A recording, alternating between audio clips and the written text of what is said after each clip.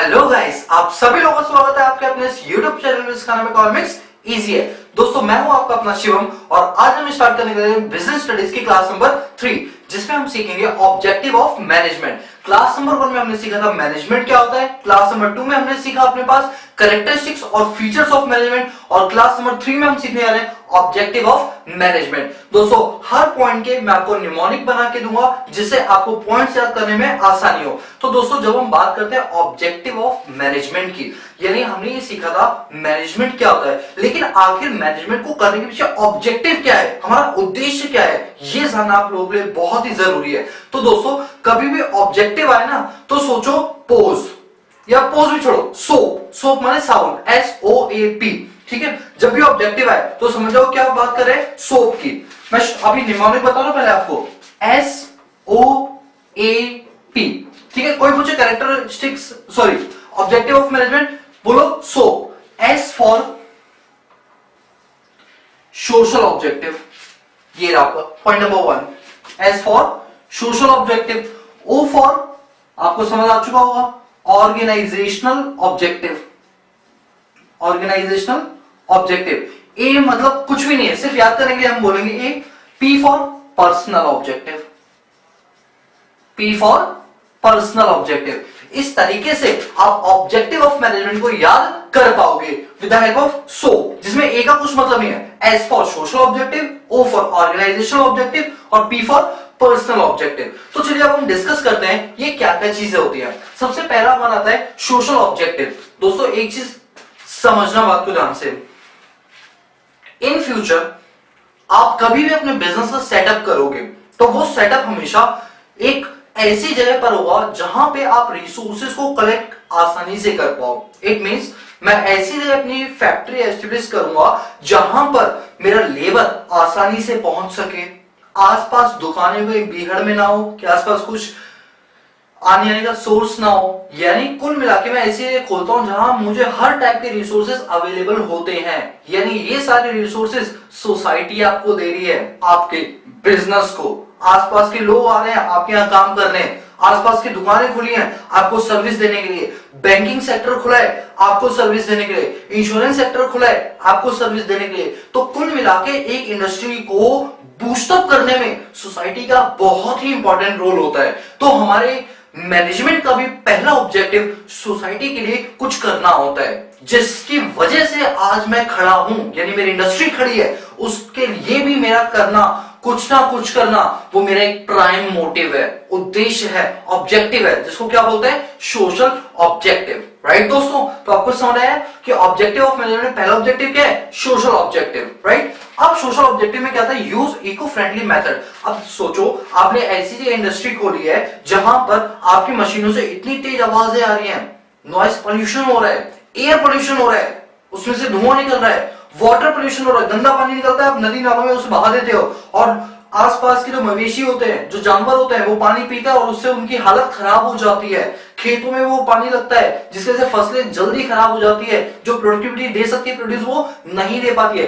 कोई भी ऐसा अनफेयर ट्रेड प्रैक्टिस मत करो जिससे कि सोसाइटी को नुकसान हो। तो हमेशा काम ऐसा करो जो इको फ्रेंडली हो। इको फ्रेंडली का मतलब क्या हुआ, जिससे सोसाइटी का जो नेचुरल एनवायरनमेंट है वो जैसा है वैसे ही रहे या उससे बेहतर बने, उसको खराब करने का राइट आपको नहीं है। ऐसा तो नहीं फैक्ट्री आप लगा रहे हो और जिसकी वजह से कई सारे पेड़ पौधों को काटना पड़ा, यानी आपका काम इको फ्रेंडली नहीं है। तो दोस्तों काम ऐसा करो कि क्या हो, इको फ्रेंडली हो, आसपास के लोगों को उससे प्रॉब्लम ना हो। Right, number 2, generate employment opportunity. जैसा कि मैंने अभी एग्जांपल में आपको बोला कि एक फैक्ट्री जब एस्टेब्लिश होती है तो अगल बगल के रिसोर्सेज को ही वो कलेक्ट करती है। अब अगल बगल में क्या होंगे, जो लेबर होगी, कोशिश करेगा कंपनी वाला कि जो लेबर हो वो आसपास से आए, कि कल को मुझे जरूरत पड़े तो लेबर जल्दी से मेरे ऑफिस तक पहुंच जाए। कोई दूर से तो नहीं आएगा कि मतलब 50 किलोमीटर 100 किलोमीटर दूर से मेरा लेबर काम करने के लिए आया, नहीं, लेबर आसपास का ही होगा जो आपकी इंडस्ट्री में काम कर रहा होगा। तो ये बात आपको ध्यान देनी चाहिए कि आपके यहाँ जो काम करने आ रहा है उसका आप प्रॉपर ध्यान रखो, प्रॉपर ध्यान कैसे रखोगे? उसकी एम्प्लॉयमेंट अपॉर्चुनिटीज को देखकर। यानी कि जब आप एक इंडस्ट्री खोल रहे हो, एक सोसाइटी में खोल रहे हो, तो पहला काम आपका इको फ्रेंडली नेचर डेवलप करना, दूसरा काम एम्प्लॉयमेंट अपॉर्चुनिटी डेवलप करना, ताकि सोसाइटी को उससे फायदा मिल सके, जो आपका प्राइम मोटिव है, सोशल ऑब्जेक्टिव। राइट दोस्तों, तो सोशल ऑब्जेक्टिव में पहला पॉइंट क्या था? यूज इको फ्रेंडली मेथड, और नंबर 2 क्या है? Generate employment opportunity. Right, S clear हो गया ना? मैं टिक कर दूं? चलो, एस हमारा हो गया। अब आते हैं ऊपर। ओ बोले तो ऑर्गेनाइजेशनल ऑब्जेक्टिव। भैया सोसाइटी को तो देख लिया, अब जो बिल्डिंग हमने खड़ी की है, जो ऑर्गेनाइजेशन है, वो कैसे रन करेंगे भैया? उसका भी तो कोई ऑब्जेक्टिव होगा, जिसको हमने क्या नाम दिया? Organisational objective. राइट दोस्तों, क्या नाम दिया? ऑर्गेनाइजेशनल ऑब्जेक्टिव, जिसमें आया सर्वाइवल, प्रॉफिट और ग्रोथ। दोस्तों मैं इसको समझाऊं आपको एक तरीके से, क्या आपको ये याद हो जाए तीनों पॉइंट? Survival, profit, growth. एक बात बताओ, एक बच्चा जब पैदा होता है, बिल्कुल न्यूली होता है बच्चा, तो वैसे भी नया नया, ठीक है, तो जब वो पैदा हुआ तो क्या होता है कि उसके लिए सबसे क्रिटिकल कंडीशन क्या होती है कि जब वो माँ के पेट में होता है तो उसका एनवायरनमेंट अलग होता है, और जब बाहर वो डिलीवरी के थ्रू निकलता है बाहर, तो बाहर का एनवायरनमेंट बिल्कुल अलग होता है, जो पोल्यूशन से भरा हुआ होता है। तो उस टाइम पर बच्चे के लिए बहुत मुश्किल होता है कि वो पोल्यूशन में सर्वाइव कैसे कर पाए। वो बाहर का एनवायरनमेंट, जो 9 महीने वो अंदर के एनवायरनमेंट में रहा, वो बाहर के एनवायरनमेंट में कैसे अपने आप को सांस ले, कैसे वो अपने आप को सर्वाइव करवा पाए। तो एक न्यूली बॉर्न बेबी के लिए सबसे पहला काम होता है सर्वाइवल का। एक बार वो सर्वाइव करने लगा और वो 4-5 घंटे रो रहा है, उसकी मूवमेंट हो रही है, इसका मतलब बच्चा आगे भी काम करेगा, उसमें कोई दिक्कत वाली बात नहीं है। तो पहला काम क्या था बच्चे के साथ? बताओ, सर्वाइवल।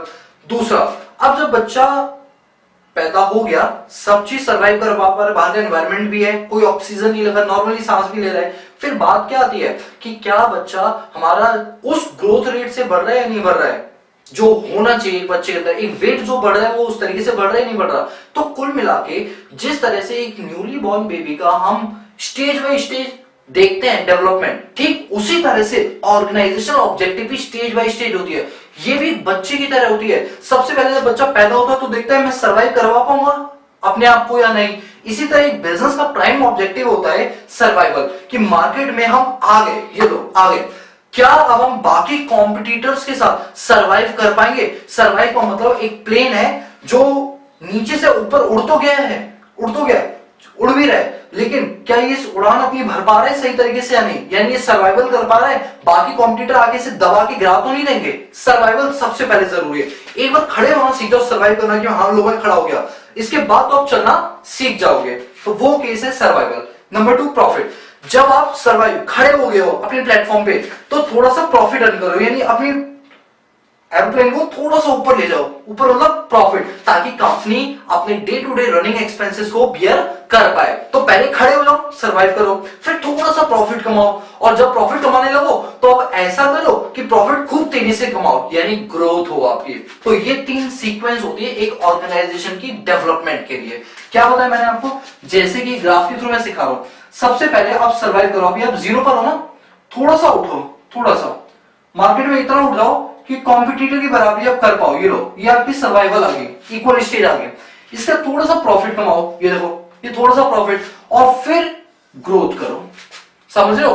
तो ये स्टेज, यहां तक की स्टेज सर्वाइवल है, यहां तक की स्टेज प्रॉफिट कमाना है, और इसके ऊपर की स्टेज आपके लिए ग्रोथ है।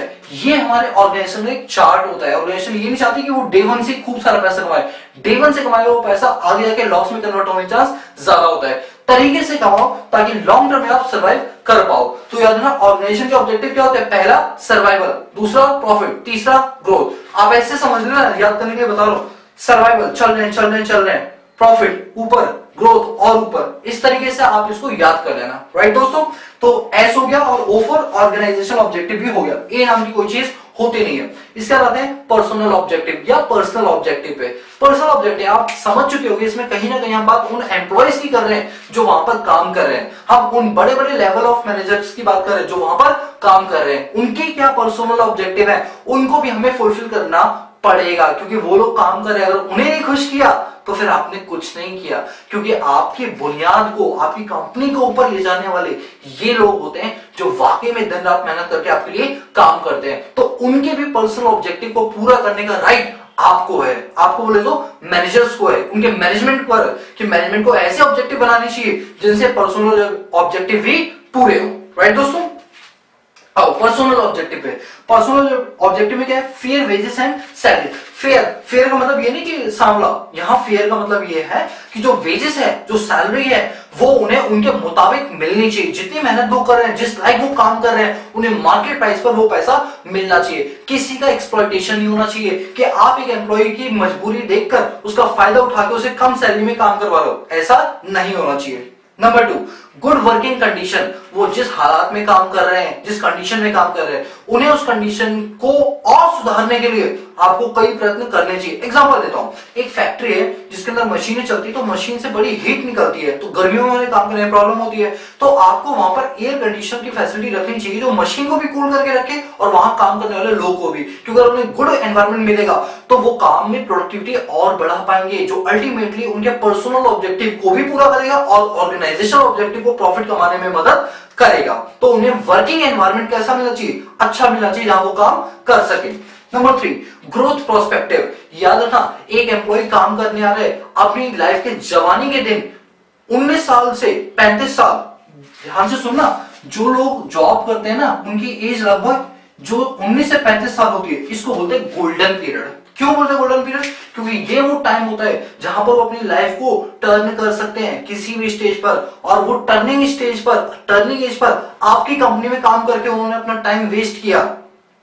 समझ रहे हो? ये वो एज है जहां पर वो कुछ कर सकते हैं, लेकिन नहीं किया, उन्होंने आपकी कंपनी में जॉब करके आपके लिए काम किया।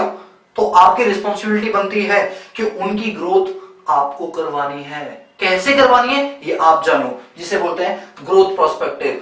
यानी सैलरी ऐसी बढ़ाओ कि उनकी ग्रोथ हो सके। ऐसा ना हो कि सैलरी आप 1000-2000 बढ़ा रहे हो और उससे ज्यादा तो महंगाई बढ़ गई, ऐसी नहीं होनी चाहिए, इसमें उनकी ग्रोथ नहीं होगी। तो दोस्तों, ये था आपका पर्सनल ऑब्जेक्टिव जो हमारा कंप्लीट हो गया। तो अब अगर आपसे कोई पूछे कि ऑब्जेक्टिव ऑफ मैनेजमेंट क्या होता है, तो क्या मन में सोचोगे? SOAP।